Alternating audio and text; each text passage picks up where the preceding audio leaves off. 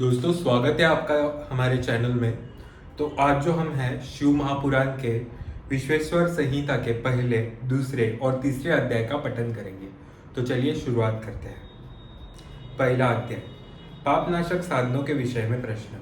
जो आदि से लेकर अंत में है, नित्य मंगलमय है, जो आत्मा के स्वरूप को प्रकाशित करने वाला है, जिनके 5 मुख है और जो खेल खेल में जगत की रचना, पालन और संहार तथा अनुग्रह एवं तिरोभाव रूप 5 प्रबल कर्म करते हैं, उन सर्वश्रेष्ठ अजर अमर उमापति भगवान शंकर का मैं मन ही मन चिंतन करता हूँ।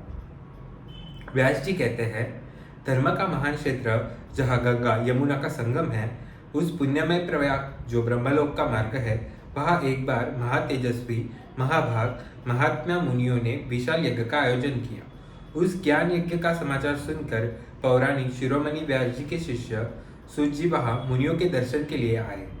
सूत जी का सभी मुनियों ने विधिवत स्वागत व सत्कार किया तथा उनकी स्तुति करते हुए हाथ जोड़कर उनसे कहा, हे सर्वज्ञ विद्वान रोमहर्षण जी, आप बड़े भाग्यशाली हैं। आपने स्वयं व्यास जी के मुख से पुराण विद्या प्राप्त की है। आप आश्चर्य स्वरूप कथाओं का भंडार है। आप भूत भविष्य और वर्तमान के ज्ञाता है।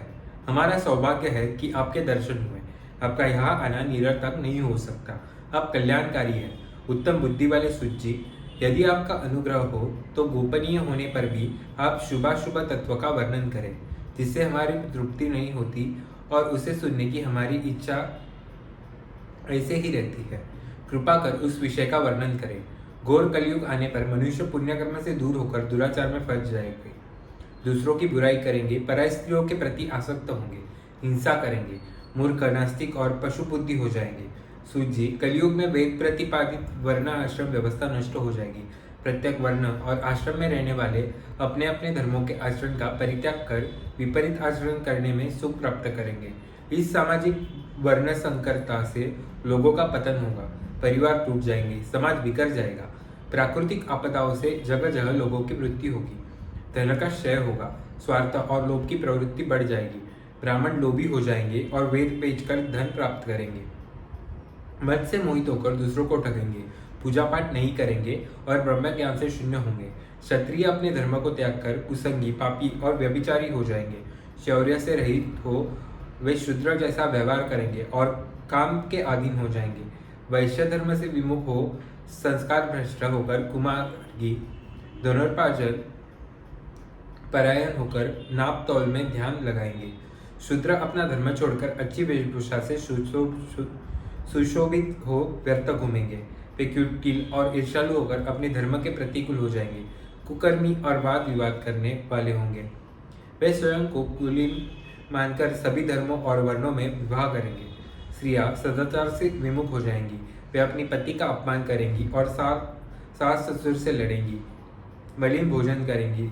उनका शील स्वभाव बहुत बुरा होगा। सूत जी, इस तरह जिनकी बुद्धि नष्ट हो गई है और जिन्होंने अपने धर्म का त्याग कर दिया है, ऐसे लोग परलोक में उत्तम गति कैसे प्राप्त करेंगे? इस चिंता से हम सभी व्याकुल हैं। परोपकार के समान कोई धर्म नहीं है। इस धर्म का पालन करने वाला दूसरों को सुखी करता हुआ स्वयं भी प्रसन्नता अनुभव करता है। यह भावना यदि निष्काम हो तो कर्ता का हृदय शुद्ध करते हुए परम गति प्रदान करती है। हे महामुने, आप समस्त सिद्धांतों के ज्ञाता हैं। कृपया कर कोई ऐसा उपाय बताइए जिससे इन सबके पापों का तत्काल नाश हो जाए। व्यास जी कहते हैं, उन श्रेष्ठ मुनियों की यह बात सुनकर सूत जी मन ही मन परम श्रेष्ठ भगवान शंकर का स्मरण करके उनसे इस प्रकार बोले। दूसरा अध्याय, शिवपुराण का परिचय और महिमा। सूत जी कहते हैं, साधु महात्माओं, आपने बहुत अच्छी बात पूछी है। यह प्रश्न तीनों लोगों का हित करने वाला है। आप लोगों के स्नेहपूर्ण आग्रह पर गुरुदेव व्यास का स्मरण कर मैं समस्त पापराशियों से उद्धार करने वाले शिवपुराण की अमृत कथा का वर्णन कर रहा हूँ। ये वेदांत का सार सर्वस्व है। यही परलोक में परमार्थ को देने वाला है तथा दुष्टों को विनाश करने वाला है। इसमें भगवान शिव के उत्तम यश का वर्णन है। धर्म, अर्थ, काम और मोक्ष आदि पुरुषार्थों को देने वाला पुराण अपने प्रभाव की दृष्टि से वृद्धि तथा विस्तार को प्राप्त हो रहा है। शिव पुराण के अध्ययन से कलयुग के सभी पापों में लिप्त जीव उत्तम गति को प्राप्त होंगे। इसके उदय से ही कलयुग का उत्पात शांत हो जाएगा। शिव पुराण को वेद तुल्य माना जाएगा। इसका प्रवचन सर्वप्रथम भगवान शिव ने किया था। इस पुराण के 12 खंड है या भेद है। ये 12 संहिताएं हैं: विश्वेश्वर संहिता, रुद्र संहिता, विनायक संहिता, उमा संहिता, सहस्त्रकोटि रुद्र संहिता, एकादश रुद्र संहिता, कैलाश संहिता, शतरुद्र संहिता, कोटि रुद्र संहिता, मातृ संहिता, वायवीय संहिता तथा धर्म संहिता। विश्वेश्वर संहिता में 10,000 श्लोक है। रुद्र संहिता, विनायक संहिता, उमा संहिता और मातृ संहिता प्रत्येक में 8-8 हजार श्लोक है। एकादश रुद्र संहिता में 13,000, कैलाश संहिता में 6,000, शतरुद्र संहिता में 3,000, कोटि रुद्र संहिता में 9,000, सहस्त्र कोटि रुद्र संहिता में 11,000, वायवीय संहिता में 4,000 तथा धर्म संहिता में 12,000 श्लोक है। मूल शिव पुराण में कुल 1,00,000 श्लोक है, परंतु व्यास जी ने इसे 24,000 श्लोकों में संक्षिप्त कर दिया है। पुराणों की क्रम संख्या में शिव पुराण का चौथा स्थान है, जिसमें 7 संहिताएं हैं। पूर्व काल में भगवान शिव ने 100 करोड़ श्लोकों का पुराण ग्रंथ ग्रंथित किया है। सृष्टि के आरंभ में निर्मित यह पुराण साहित्य अधिक विस्तृत था। द्वापर युग में द्वैपायन आदि महर्षियों ने पुराण को 18 भागों में विभाजित कर 4,00,000 श्लोकों में इसको संक्षिप्त किया। इसके उपरांत व्यास जी ने 24,000 श्लोकों में इसका प्रतिपादन किया।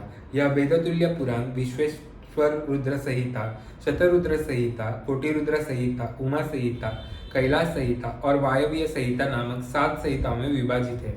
यह 7 संहिताओं वाला शिव पुराण वेद के समान प्रामाणिक तथा उत्तम गति प्रदान करने वाला है। इस निर्मल शिव पुराण की रचना भगवान शिव द्वारा की गई है तथा इसको संक्षेप में संकलित करने का श्रेय व्यास जी को जाता है। शिव पुराण सभी जीवों का कल्याण करने वाला, सभी पापों को नाश करने वाला है। यही सत्पुरुषों को कल्याण प्रदान करने वाला है। यह तुलना रहित है तथा इसमें वेद प्रतिपादित अद्वैत ज्ञान तथा निष्कपट धर्म का प्रतिपादन है। शिव पुराण श्रेष्ठ मंत्र समूहों का संकलन है तथा यही सभी के लिए शिवधाम की प्राप्ति का साधन है। समस्त पुराणों में सर्वश्रेष्ठ शिव पुराण ईर्ष्या रहित अंतःकरण वाले विद्वानों के लिए जानने की वस्तु है। इसमें परमात्मा का ज्ञान दिया गया है। इस अमृतमयी शिव पुराण को आदर से पढ़ने और सुनने वाला मनुष्य भगवान शिव को प्रिय होकर परम गति को प्राप्त कर लेता है। तीसरा अध्याय, श्रवण, कीर्तन और मनन साधनों की श्रेष्ठता। व्यास जी कहते हैं, सूर्य के वचनों को सुनकर सभी महर्षि बोले, भगवान आप वेदतुल्य अद्भुत एवं पुण्यमयी शिव पुराण की कथा सुनाइए। सूर्य ने कहा, हे महर्षिगण, आप कल्याणमय भगवान शिव का स्मरण करके वेद के सार से प्रकट शिव पुराण की अमृत कथा सुनिए। शिव पुराण में भक्ति, ज्ञान और वैराग्य का गान किया गया है। जब सृष्टि आरंभ हुई तो 6 कुलों के महर्षि आपस में वाद विवाद करने लगे कि अमुक वस्तु उत्कृष्ट है, अमुक नहीं। जब इस विवाद ने बड़ा रूप धारण कर लिया तो सभी अपनी शंका के समाधान के लिए सृष्टि की रचना करने वाले अविनाशी ब्रह्मा जी के पास हाथ जोड़कर कहने लगे, हे प्रभु, आप संपूर्ण जगत को धारण कर उनको पोषण करने वाले हैं। प्रभु, हम जानना चाहते हैं कि संपूर्ण तत्वों से परे परात्पर पुरुष कौन है? ब्रह्मा जी ने कहा, ब्रह्मा, विष्णु, रुद्र और इंद्र आदि से युक्त संपूर्ण जगत समस्त भूतों एवं इंद्रियों के साथ पहले प्रकट हुआ है। वे महादेवी, सर्वज्ञ और संपूर्ण है। भक्ति से ही इनका साक्षात्कार होता है, दूसरे किसी उपाय से इनका दर्शन नहीं होता। भगवान शिव में अतुट भक्ति मनुष्य को संसार बंधन से मुक्ति दिलाती है। भक्ति से उन्हें देवता का कृपा प्रसाद प्राप्त होता है। जैसे अंकुर से बीज और बीज से अंकुर पैदा होता है, भगवान शंकर का कृपा प्रसाद प्राप्त करने के लिए आप सब ब्रह्मश्री धरती पर सहस्त्रों वर्षों तक चलने वाले विशाल यज्ञ करो। यज्ञपति भगवान शिव की कृपा से ही विद्या के सार तत्व साध्य साधन का ज्ञान प्राप्त होता है। शिवपद की प्राप्ति साध्य और उनकी सेवा ही साधन है तथा जो मनुष्य बिना किसी फल की कामना किए उनकी भक्ति में डूबे रहते हैं वही साधक है। कर्म के अनुष्ठान से प्राप्त फल को भगवान शिव के श्री चरणों में समर्पित करना ही परमेश्वर की प्राप्ति का उपाय है तथा यही मोक्ष प्राप्ति का एकमात्र साधन है। साक्षात महेश्वर ने ही भक्ति के साधनों का प्रतिपादन किया है। कान से भगवान के नाम, गुण और लीलाओं का श्रवण, वाणी द्वारा उनका कीर्तन तथा मन में उनका मनन शिवपद की प्राप्ति के महान साधन है तथा इन साधनों से ही संपूर्ण मनोरथों की सिद्धि होती है। जिस वस्तु को हम प्रत्यक्ष अपनी आंखों के सामने देख सकते हैं उसकी तरफ आकर्षण स्वाभाविक है, परंतु जिस वस्तु को प्रत्यक्ष रूप से देखा नहीं जा सकता उसे केवल सुनकर और समझकर ही उसकी प्राप्ति के लिए प्रयत्न किया जा सकता है। अतः श्रवण पहला साधन है। श्रवण द्वारा ही गुरु मुख से तत्वों को सुनकर श्रेष्ठ बुद्धि वाला विद्वान अन्य साधन, कीर्तन और मनन की शक्ति व सिद्धि प्राप्त करने का यज्ञ करता है। मनन के पास इस साधन की साधना करते रहने से धीरे धीरे भगवान शिव का सहयोग प्राप्त होता है और लौकिक आनंद की प्राप्ति होती है।